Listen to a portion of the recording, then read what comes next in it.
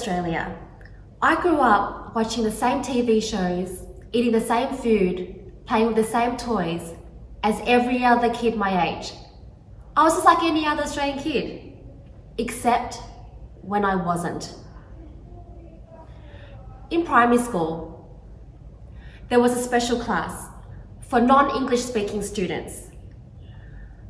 I spoke English perfectly because my parents thought it was important for me to learn to speak the language. But based on the way I looked, the teacher assumed that I too belonged in that class. Growing up, I was often asked, "Where are you from?" And I would say, "I'm from Australia." And I would get asked again, "Okay, but where are you really from?" And I would say, "I'm from Australia." I know that these kids didn't realize the effects that their words had on me, but in reality, it did leave me feeling uncomfortable and uneasy, because the whole time I would be thinking, I was born and bred in Australia. I am just like you, and you're just like me.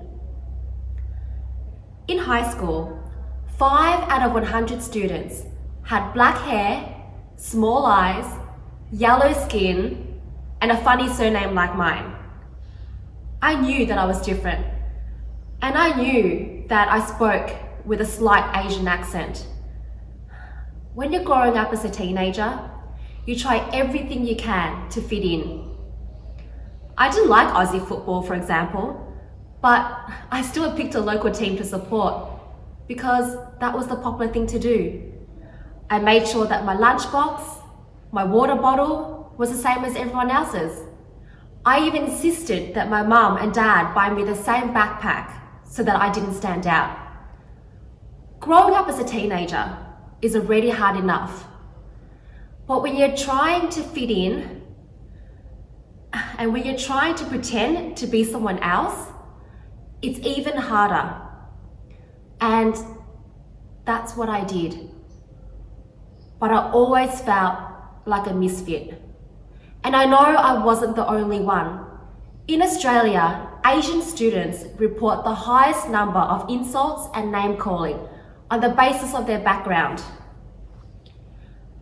They grew up becoming angry and depressed. Their school performance suffers, and some even resort to drugs and other forms of crime. When you're growing up in that kind of environment, all you want to do is hide.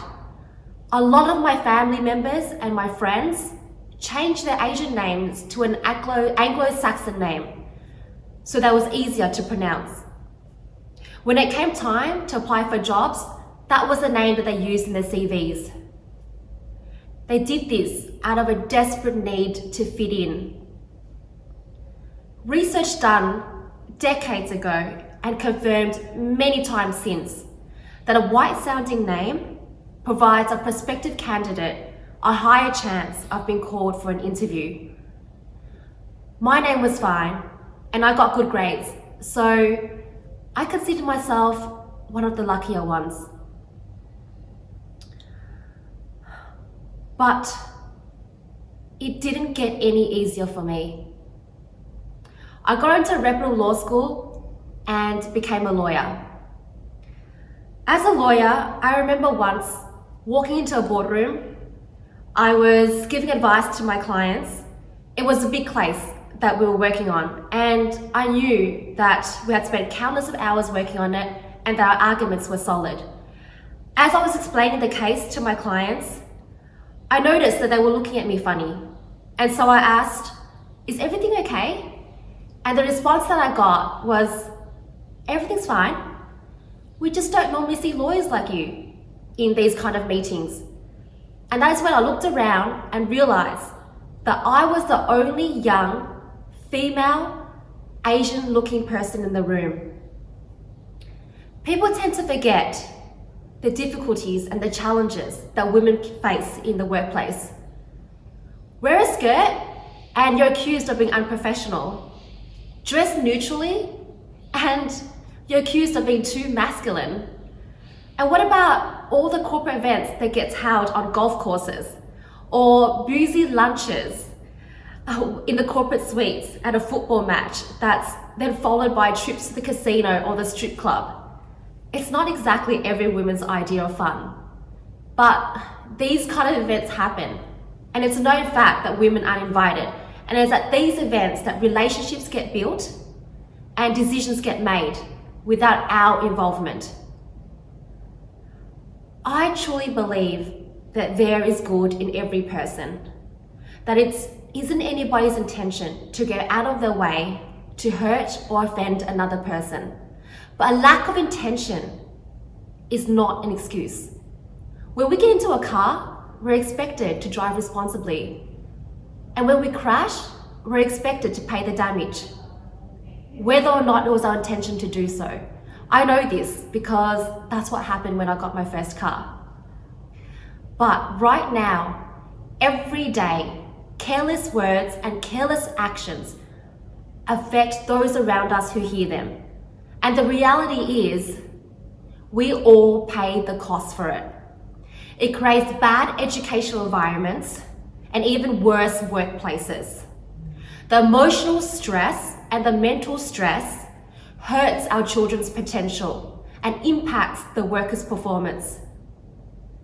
Generations of talents are wasted, and that doesn't even take into account the increasing economic costs.